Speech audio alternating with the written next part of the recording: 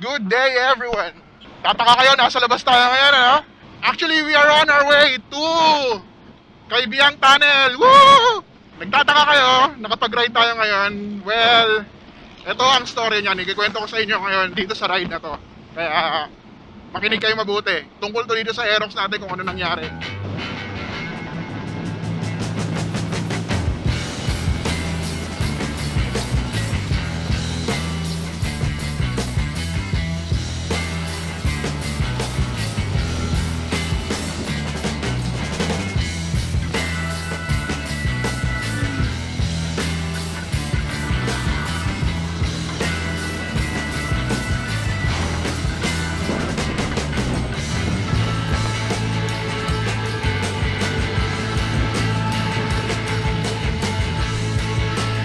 Welcome to Maragondon. O, diba? Nakarating tayo Maragondon mag-isa.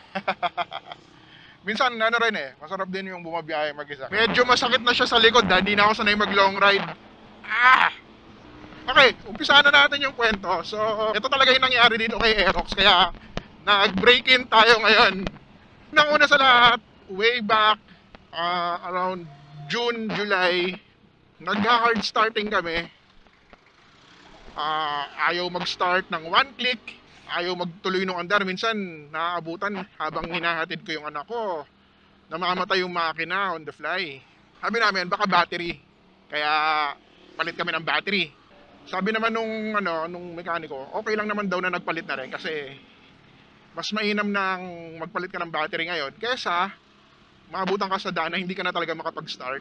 Kaya ayun, kaya binahin natin kaya nagpalit tayo ng baterya para hindi na magka-aberya sa starting.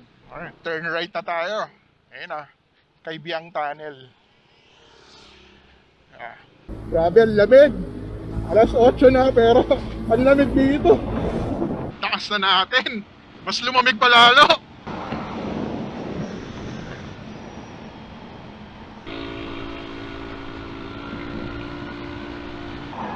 Lamig!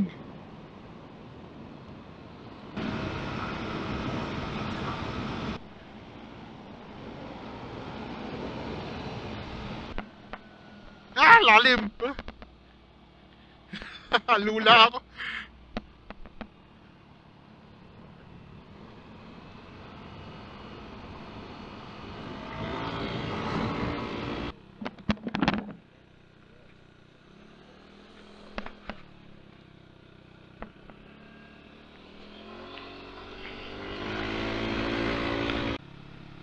Thank you, Lord. Ang ganda. Ganda ng pagkakagawa niyo, Lord. So blessed for your gift. Amen. Thank you, Lord.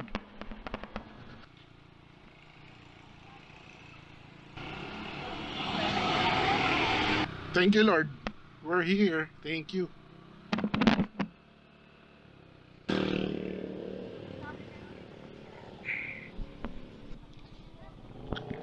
Breakfast.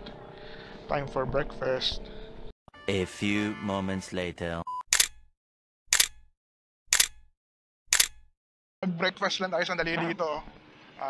15 minutes, then yun, pabalik lang tayo, pauwi na tayo. Nakalimutan ko na magkwento kasi nga napasarap ako sa mga kurbada, pero ngayon sisikapin ko ng ikwento yung totoong nangyari.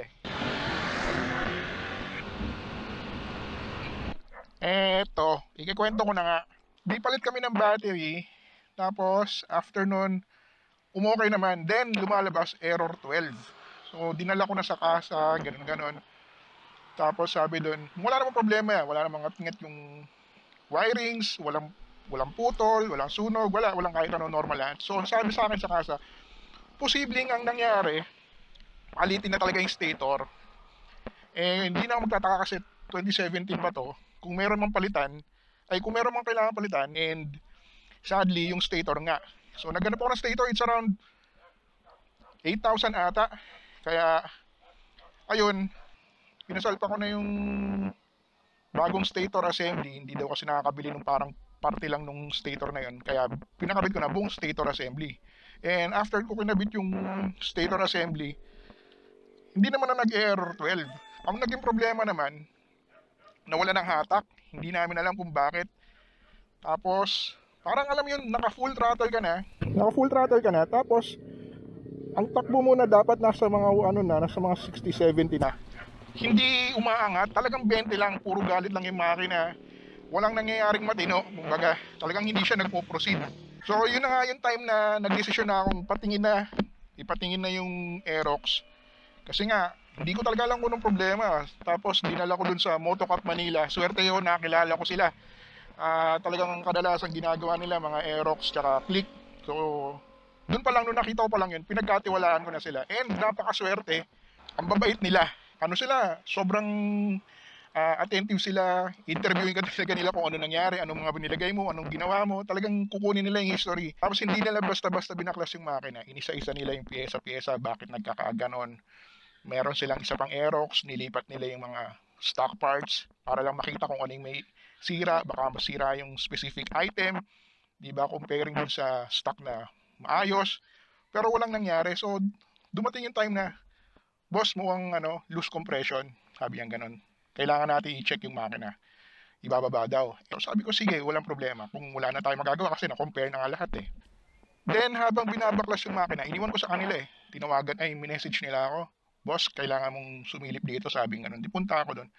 Pinakita nila na loose thread na rin yung kinakabitan nung stator assembly. Hindi ko alam kung paano nangyari yun. Tapos na-confirm nga, loose compression. Tumalon daw ng 3 ngipin doon sa timing chain ata. Basta ganon. Hindi ko alam kung ano yung specific na nangyari, kung ano yung mga terminologies doon. Pero ang pagkakaintindi ko, nag-skip ng 3 teeth. Nag-stay sa kanila ng almost a week siguro, a week or 2, di ko na matandaan, basta ganon. Parang overhaul na. Tapos since 6 years na rin tong motor natin, para sa akin, okay na rin siya for engine refresh, kaya pinatuloy-tuloy ko na. Kaya eto tayo ngayon, nagbe-break-in tayo dito sa may Kaibiang Tunnel. Kasi nga, ayun, break-in period na naman tayo. Tsaka hindi ko naman tumabay break-in ng maayos sa Manila. And this is the first ride for the year. Kaya congratulations to me. So far, so good. 1 click ang pag-start niya, walang problema. Yun na yung kwento niya. Yun na yung nangyari doon. So gumastos ako ng halos 20 mil lahat. Labor, refresh, baba makina, lahat. Yung retread yung nandito. Ayun.